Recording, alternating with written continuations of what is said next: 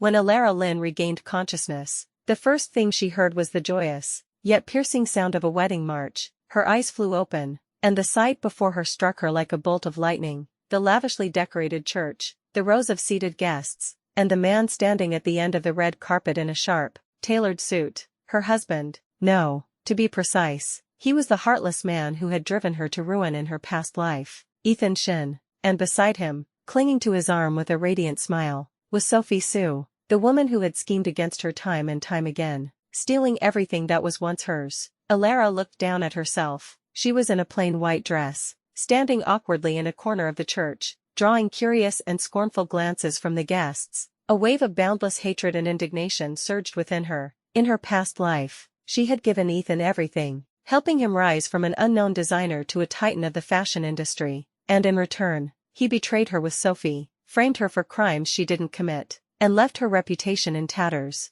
leading her to end her own life in despair. To think that heaven would grant me a second chance, Alara murmured, her fists clenched so tightly her nails dug into her palms. She made a silent vow. In this life, she would make this shameless pair pay a terrible price. Just then, the ceremony reached the exchanging of the rings. The priest's solemn voice echoed, "Mr. Ethan Shin, do you take Miss Sophie Sue to be your wife, to have and to hold, in sickness and in health?" Ethan gazed lovingly at Sophie, about to utter the words, "I do." Wait a moment. Alara's voice cut through the air. She strode forward with unshakable steps, moving to the center of the aisle. All eyes turned to her. The smiles on Ethan and Sophie's faces froze instantly, a flicker of panic in their eyes. "Alara, have you lost your mind? This is my wedding," Ethan snarled, trying to intimidate her into retreating. Alara let out a cold laugh. Locking eyes with him, she spoke, each word deliberate and sharp. "Ethan, have you forgotten? We are not yet divorced. You carried on an affair with Sophie Sue during our marriage, and now you dare to hold a wedding in front of all these people. What do you take the law for?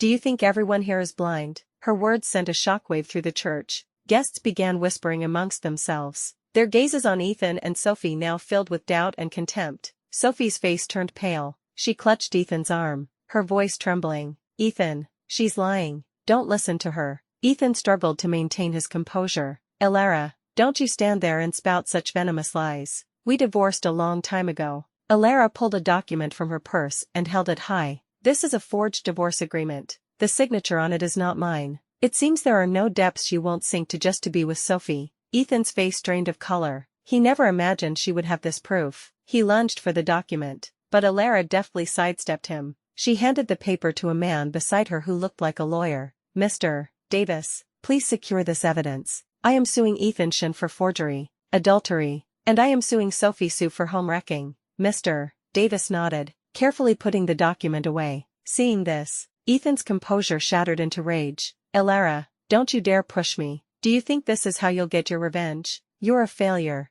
Even with a second chance, you'll never defeat me." Alara looked down on him with utter disdain. "Ethan, this is only the beginning. Everything you did to me, I will repay in full. Do you think you're safe with the little bit of power Sophie's family has? You're wrong. I will make you understand that crossing me was the most foolish decision of your life." With that, Alara turned. Under the complex stares of the entire congregation, she walked out of the church with her head held high, leaving Ethan and Sophie to face the pointing fingers and scornful whispers. Utterly humiliated, stepping out into the sunlight, Alara took a deep breath, her eyes filled with unwavering resolve. In this life, she would not only get her revenge, but she would also reclaim everything that belonged to her. She would make those who had hurt her pay a heavy price for their actions. And this was only the first step of her triumphant return. After leaving the church, Alara went straight to the villa she once shared with Ethan. The house held too many painful memories, but now, it would become a crucial stronghold for her counterattack. The moment she stepped inside, a familiar yet sickening scent filled the air. Without hesitation,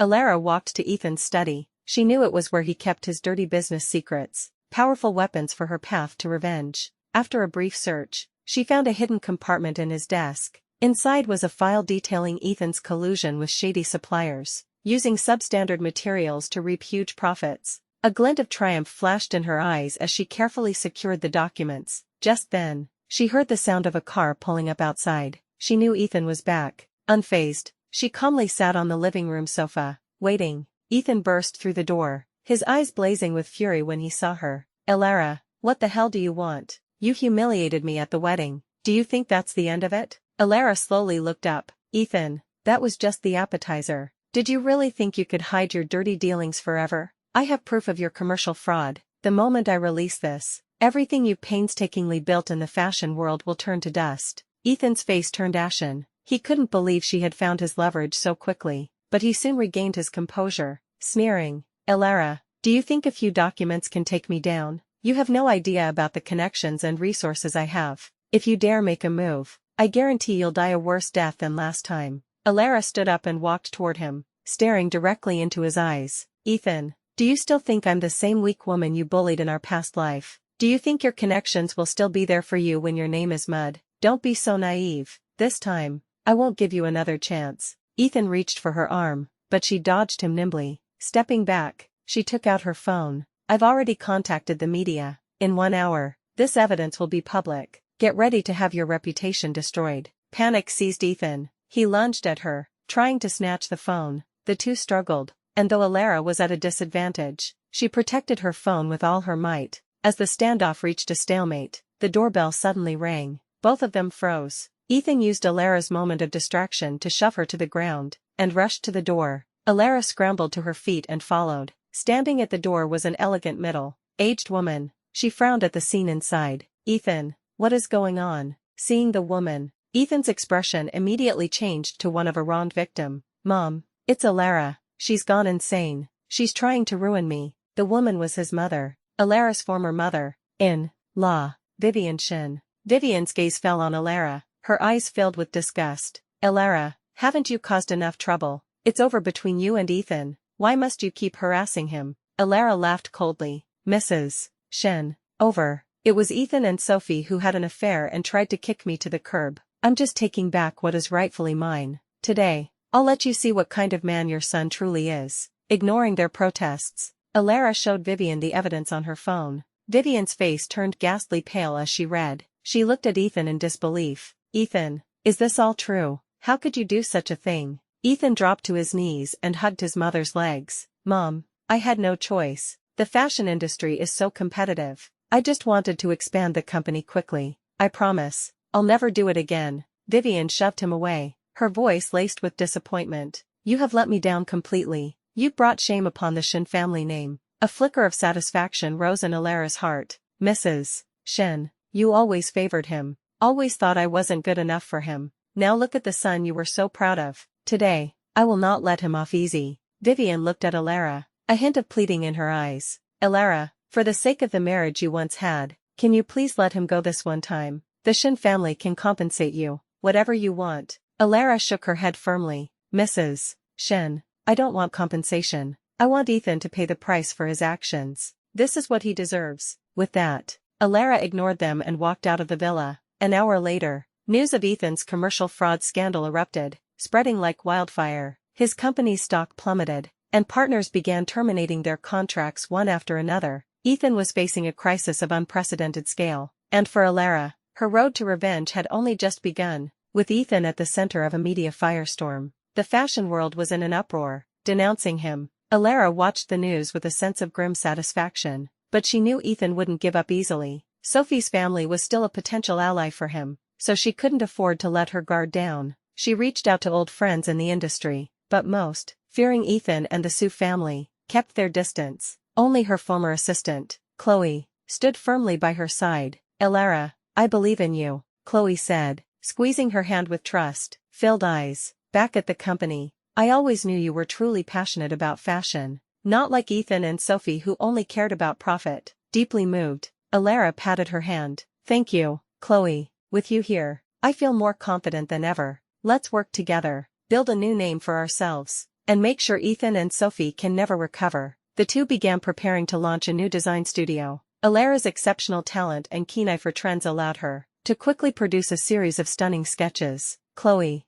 meanwhile, handled the logistics, finding a space, managing registrations, and contacting suppliers. On the other side, Ethan, with his mother's help, had managed to stabilize a fraction of the company, but with a broken supply chain and no new investments, he was desperate. The Su family, though willing to help, was hesitant due to the negative press. Ethan, what do we do now? Sophie paced anxiously in his office. My parents said if we don't find a solution soon, they won't be able to step in. Ethan's face was dark, a vicious glint in his eyes. It's all that bitch Alara's fault. If she won't let me have peace, I won't let her have it either. He thought for a moment, then dialed a number. Hey, is this Spike? I need you to do something for me. A few days later, Alara and Chloe found the perfect studio space and were about to sign the contract. Suddenly, a group of men barged in, led by a burly man with a menacing face. He pointed at Alara. You're Alara. If you know what's good for you, get lost. Our boss has his eye on this place. Alara frowned,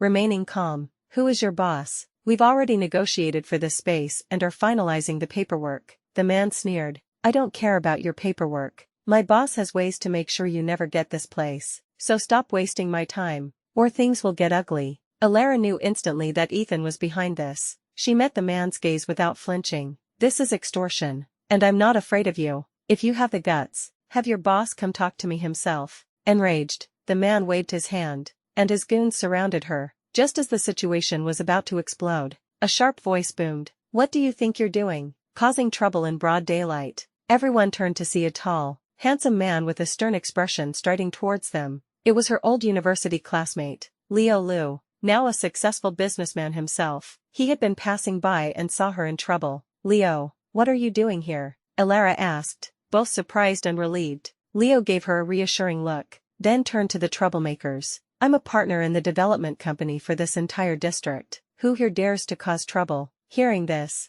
the goons faltered. Their leader spat. Humph, we're leaving, and scurried away with his men. Alara, are you okay? Who were those people? Leo asked with concern. Alara told him everything. Ethan's retaliation, her plans for a new studio. Leo's brow furrowed. Ethan has gone too far. Alara, don't worry, now that I know, I won't stand by and do nothing. In fact, I've been looking to invest in the fashion industry. Why don't we partner up? Alara hesitated. Leo, this is a serious matter. Partnering with me could bring you trouble. Ethan won't give up easily. Leo looked at her with determination. I'm not afraid of trouble. You helped me out so much back in university. How could I turn my back on you now? Besides, I believe in your talent. Together, we can definitely succeed. Moved by his sincerity, Alara finally nodded. Alright, Leo, thank you. I hope our partnership will show Ethan and Sophie that their schemes will never win. With Leo's support, the studio preparations moved forward smoothly. The space was secured, and funding was no longer an issue. Alara poured all her energy into her designs, determined to create a collection that would shake the fashion world, not only to clear her name but to deliver a fatal blow to Ethan and Sophie. Meanwhile, Ethan, upon learning of Leo's involvement, grew even more furious and began plotting a far more sinister scheme. As the new studio took shape, Alara and Leo met frequently, discussing design concepts and marketing strategies. His business acumen and her creative talent were a perfect match, and their collaboration grew more seamless by the day. Alara found herself feeling something more than just gratitude for Leo. Chloe saw it all and teased her. Alara, Mr. Liu is handsome, capable, and he's helping you so much. Is there something going on between you two? Alara blushed. Don't be ridiculous, we're just partners. He's helping me out of friendship, but her heart fluttered with a sweet uncertainty. Meanwhile, Ethan and Sophie's repeated failures to sabotage Alara left them seething. Sophie's father, Mr. Su, finally lost his patience and summoned them. Sitting in his living room with a grim face, he said, Ethan, look at the mess you've made. Now the Su family is losing face because of you. If you can't fix this, we're washing our hands of you. Ethan quickly promised. Mr. Su, don't worry, I have a new plan. Alara is preparing a new collection. I'll get my hands on her initial design drafts and release them first. It will destroy her reputation and ensure she never makes a comeback. Mr. Su snorted. You'd better succeed this time. Ethan immediately put his plan into motion, bribing a janitor at Alara's studio to watch for her design files. Unaware of the looming danger, Alara was engrossed in finalizing her new collection. One evening, after working late, she left her latest drafts on her desk and went home. Exhausted, the janitor slipped into the studio in the dead of night, stole the drafts, and delivered them to Ethan, holding the designs. Ethan's eyes gleamed with malice. Alara, let's see you get out of this one. A few days later, Ethan used his remaining connections to host a small fashion show, presenting Alara's designs as his own company's. The media raved about the collection, and Ethan was once again in the spotlight, as if the scandal had never happened. When Alluring saw the news, she was devastated. Chloe was furious. "Alluring, that bastard Ethan must have stolen your designs. We have to expose him." Suppressing her anger, Alluring said calmly, "Don't panic. First, we gather our evidence to prove these are my original creations. Ethan thinks he can destroy me with this, but he's underestimating me." Alluring and Leo immediately assembled their team. They worked to find proof of ownership, original sketches, digital records of the design process, while their legal team prepared a lawsuit for plagiarism. Watching Alluring's unwavering resolve, Leo felt a mix of admiration and protectiveness. "Alluring, don't worry, I'm here, we will win this." She gave him a grateful nod, while Alluring prepared her counterattack. Ethan was celebrating his victory. Sophie snuggled up to him. "Ethan, you were brilliant. Alluring is finished for good this time." Ethan laughed triumphantly. "She's still too naive to fight me." They had no idea that the storm Alluring and Leo were about to unleash would be a tempest that would change everything. After days of relentless work, Alluring's team gathered irrefutable evidence proving her ownership of the designs. Leo also used his network to bring in several highly respected figures from the fashion world who were willing to testify on her behalf. With everything in place, Alluring held a major press conference. The venue was packed with reporters, the room flashing with camera lights. Dressed in a simple yet elegant black dress, Alluring walked onto the stage with calm composure. "Friends from the media," she began, her gaze sweeping across the room, "I am here today to expose Ethan Shin's despicable act of plagiarism." The large screen behind her lit up, displaying her original sketches, detailed records of the design process, and emails with suppliers discussing fabric choices. Every piece of evidence clearly showed that the acclaimed designs Ethan had released were, in fact, hers. A wave of shock rippled through the audience. Alluring continued, "To crush me, Ethan resorted to stealing my work, hoping to rebuild his tarnished image, but I will not let him succeed. Justice may be delayed, but it will not be denied." At the same time, the fashion authorities Leo had invited spoke out, attesting to Alluring's talent and consistent originality. They fiercely condemned Ethan's plagiarism, stating it had severely damaged the integrity of the industry. The news spread like wildfire. Public opinion reversed instantly, with people expressing outrage at Ethan's lack of morals. His company was plunged into crisis once again. The stock price crashed, partners cancelled their contracts, and even his former supporters began to distance themselves. When Ethan saw the news, he smashed his phone in a fit of rage. "Alluring, how dare you fight back? I will not let you get away with this." His eyes were bloodshot. Like a cornered beast, Sophie trembled beside him, shocked that Alluring could orchestrate such a swift and powerful comeback. Unwilling to accept defeat, Ethan decided to take another desperate risk. He found a few street thugs, paid them a large sum of money,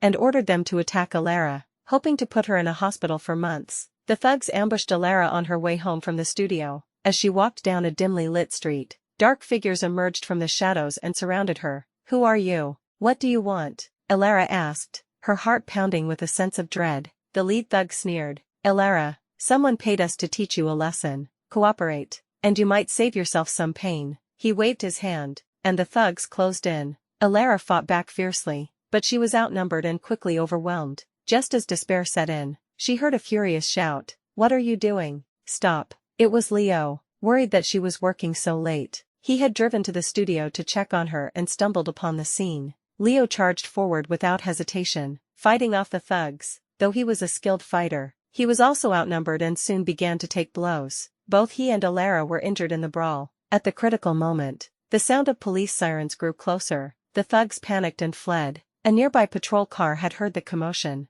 Alluring and Leo were rushed to the hospital. In the hospital room, Alluring watched Leo lying unconscious in the next bed, her heart filled with guilt and overwhelming gratitude. "Leo, this is all my fault. You have to be okay." She clutched his hand, tears streaming down her face. After emergency treatment, Leo finally stabilized. He slowly opened his eyes and saw Alluring by his side. He managed a weak smile. "Alluring, as long as you're okay." Looking at his pale face, Alluring made a silent vow. This time, she would not only destroy Ethan completely, but she would also protect the man who had risked everything for her. Meanwhile, Ethan, learning of the failed attack, descended into complete madness. He began plotting an even more insane act of revenge, setting the stage for a final, violent confrontation. While Alluring and Leo recovered, Chloe managed the studio and monitored the public's reaction. Ethan's actions had thoroughly enraged everyone. His career was in ruins, but Ethan wasn't finished. hiding in the shadows. He used his remaining funds to hire an army of online trolls to slander Allara,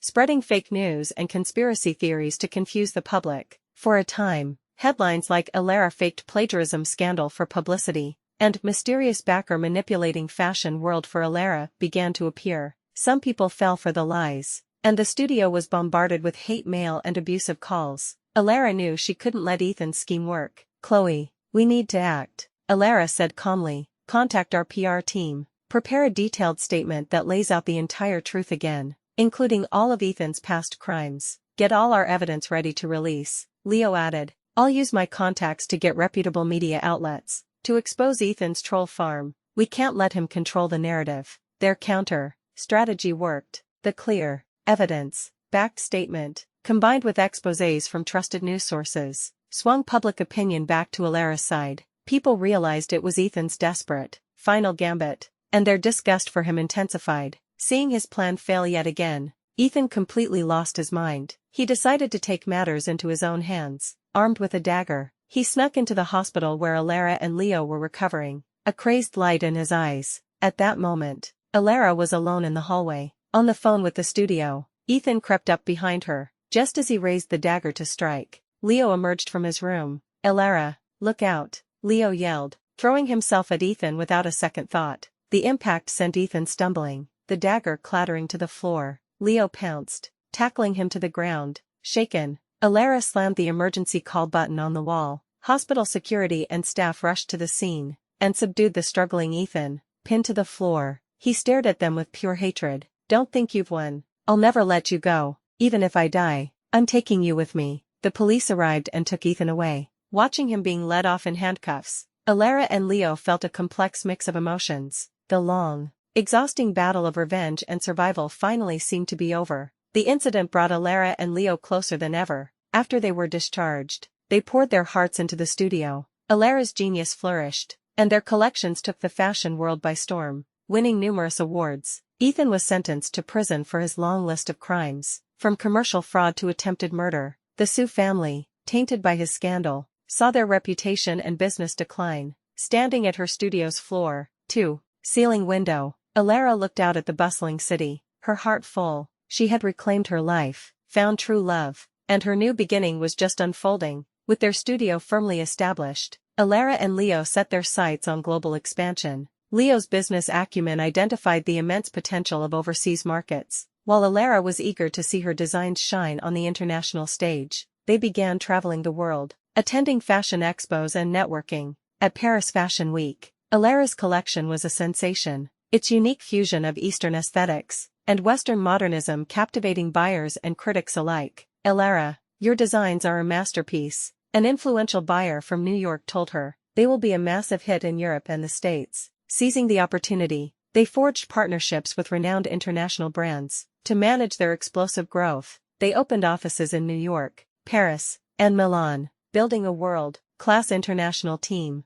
As their careers soared, their relationship deepened. One romantic evening, Leo took Allara back to their old university campus, where he had arranged a beautiful display of flowers and candles. He got down on one knee, holding a ring. "Allara, from the moment we met again, I knew you were the one I wanted to protect for the rest of my life. Will you marry me?" With tears of joy in her eyes, Allara said, "Yes, I will." They held a beautiful wedding, surrounded by friends, family, and luminaries of the fashion world. Dressed in a gown she designed herself, Allara was breathtaking. After their wedding, they continued to innovate. Allara's designs set trends, and Leo expanded their studio into a diversified fashion group, branching into accessories and cosmetics. But just as their life seemed perfect, a crisis emerged. A random quality check revealed that one of their best-selling garments contained harmful substances above the legal limit. The news broke, and the public outcry was immediate. Their brand image was shattered, sales plummeted,